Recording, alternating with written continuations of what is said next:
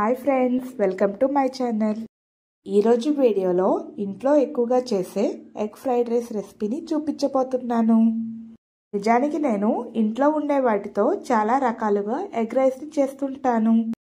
ఈరోజు ఈ వీడియోలో మాత్రం క్విక్గా, టేస్టీగా పిల్లల నుండి పెద్దల వరకు రుచికి అనుగుణంగా చేయాలంటే అప్పటికప్పుడు ఇలా చేస్తాను.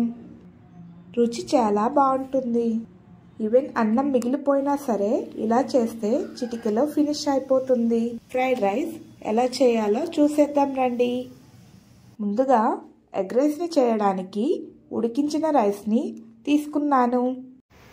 ఇలా ఉడికించిన అన్నంలోకి 1 టీ స్పూన్ కారం, అలాగే ఇందులో 1 టీ స్పూన్ ధనియాల powder, 1/2 teaspoon garam masala, రుచికి సరిపడా ఉప్పు ఇలా తీసుకున్న వీటిని అన్నంలో బాగా కలిసేలా ఒకసారి కలిపి రెడీగా పక్కన పెట్టండి. ప్యాన్ పెట్టుకొని కొంచెం ఆయిల్ తీసుకొని ఆయిల్ వేడయ్యాక సన్నగా తరిగిన ఒక ఉల్లిపాయని తీసుకొని ఫ్రై చేసుకుందాం. ఉల్లిపాయలన్నీ దోరదోరగా ఫ్రై అయ్యాక సన్నగా తరిగిన పచ్చిమిర్చి ముక్కల్ని, అల్లం వెల్లుల్లి పేస్ట్ని వేసి బాగా ఫ్రై చేయండి.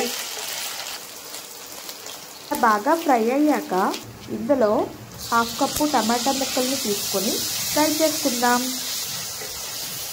ఇలా టమాటా తీసుకున్నాక హై ఫ్లేమ్లో పెట్టి 2 మినిట్స్ ఫ్రై చేయండి. ఇందులో కొంచెం కరివేపాకుని వేసి ఫ్రై చేయండి.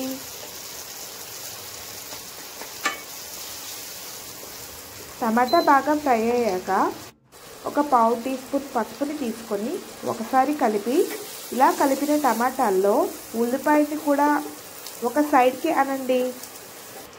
ఇలా ఒక సైడ్కి అన్నాక ఎగ్స్ని తీసుకుందాం. ఎగ్స్ వచ్చేసి మనం తీసుకున్న క్వాంటిటీకి 2 గుడ్ల వరకు తీసుకుంటున్నానండి.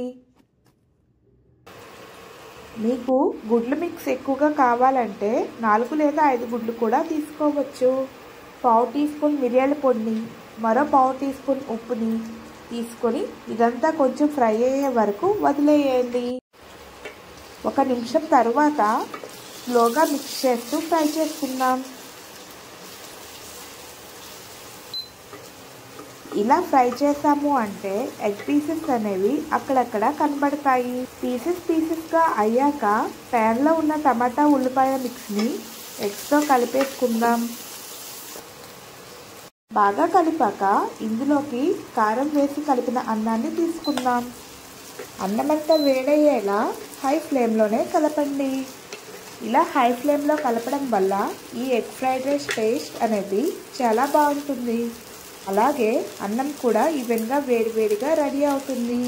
చివరిగా సన్నగా తరిగిన కొత్తిమీర ఆకుని తీసుకోండి. మీకు కావాలంటే కొంచెం స్ప్రింగ్ ఆనియన్స్ అయినా తీసుకోవచ్చు. చేస్తే సాసెస్ ఏమీ లేకుండా క్విక్గా చేసేవచ్చు. కమ్మగా కడుపు నిండుగా తినేయవచ్చు. సో ఫ్రెండ్స్, ఎలాంటి హడావిడి లేకుండా సింపుల్గా ఎగ్ ఫ్రైడ్ రైస్ చేసుకోవచ్చు. Thanks for watching.